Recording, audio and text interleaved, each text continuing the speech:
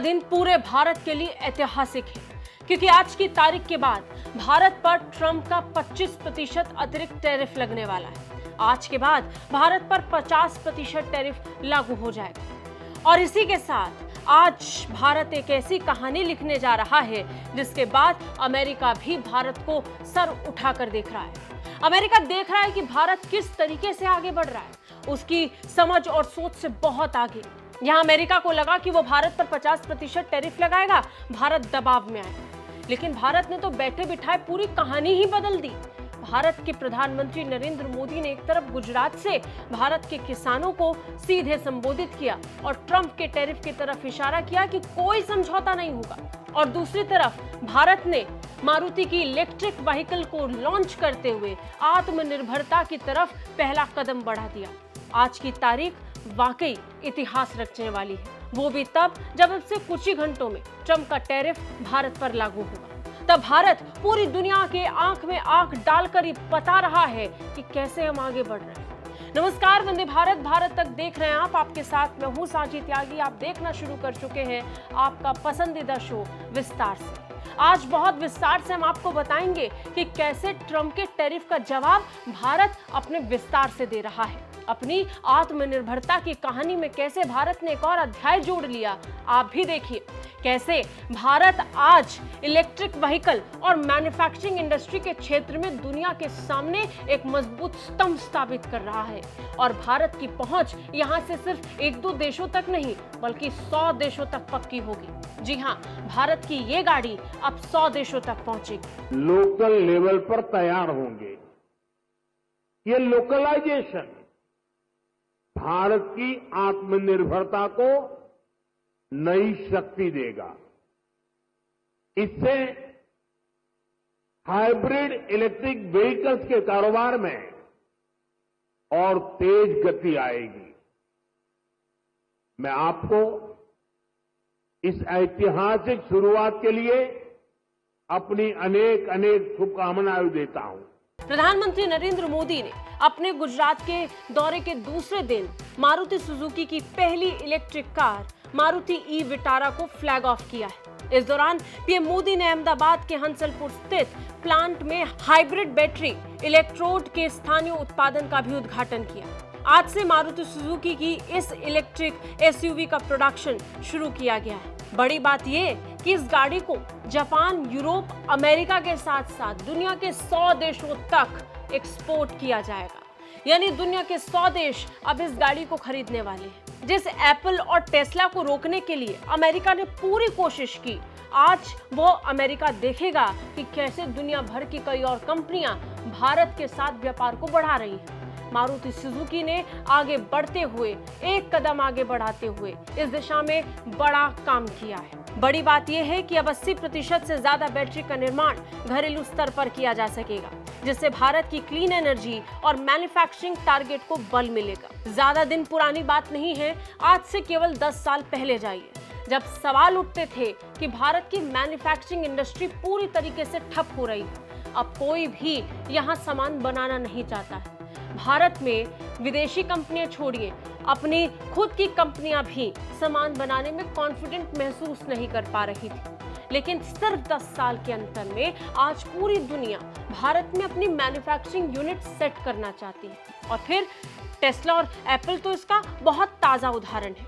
Tesla ने जहां भारत को एक बड़े बाजार की तरह देखा, वहीं उसने अपनी एक सप्लाई यूनिट बनाने का भी फैसला कर लिया। ऐसा ही एक फैसला एप्पल ने भी किया, वो भी तब जब डोनाल्ड ट्रंप ने टैरिफ का भारी भरकम दबाव एप्पल पर भी डाला। सबको नजरअंदाज करते हुए भारत के साथ व्यापार करने वाली कंपनी बहुत तेजी के साथ आगे बढ़ रही थी, क्योंकि उन्हें किसी देश का दबाव दिखाई नहीं पड़ रहा था, उन्हें तो मुनाफा दिख रहा था। भारत जैसे बाजार में जब पूरा देश ग्रोथ चाहता है, जब एक एक नागरिक चाहता है कि देश विकास की तरफ बढ़े और सबको ग्रोथ नजर आ रही है, तो पूरा देश मिलकर कैसे काम कर रहा है पूरी दुनिया देख रही है। स्टार्टअप से शुरू हुई कहानी आज आत्मनिर्भरता की मिसाल पेश कर रहा है। घरेलू और निर्यात बाजारों की जरूरतों को पूरा करने के लिए अब बड़े स्तर पर दुनिया भर में भारत की मैन्युफैक्चरिंग इंडस्ट्री का जिक्र हो रहा है। कैसे भारत मैन्युफैक्चर करने के लिए एक बेहतरीन स्थान बन सकता है, ये मोबाइल इंडस्ट्री से लेकर इलेक्ट्रिक व्हीकल्स की इंडस्ट्री तक सब जान रहे हैं। तभी तो मारुति सुजुकी ने इसके लिए भारत में इतनी बड़ी फैक्ट्री और यूनिट को सेट किया और इसके लिए गुजरात को चुना। घरेलू और निर्यात बाजारों की जरूरतों को पूरा करने के लिए हंसलपुर प्लांट की शुरुआत मार्च 2014 में की गई थी। यहाँ सबसे पहले मारुति सुजुकी बलेनो का उत्पादन हुआ। फिर जनवरी 2018 में next generation Maruti Suzuki Swift hatchback का प्रोडक्शन शुरू हुआ। अब यहाँ से मारुति की पहली electric car Maruti e Vitara का भी उत्पादन होगा, जो न केवल भारत में बल्कि दुनिया के कई देशों में निर्यात होगा। हंसलपुर स्थित सुजुकी मोटर गुजरात प्लांट तकरीबन 640 एकड़ में फैला है और इस प्लांट की वार्षिक उत्पादन क्षमता तकरीबन 7.5 लाख यूनिट है, जो इस नए असेंबली लाइन के शुरू होने के बाद और बढ़ जाएगी।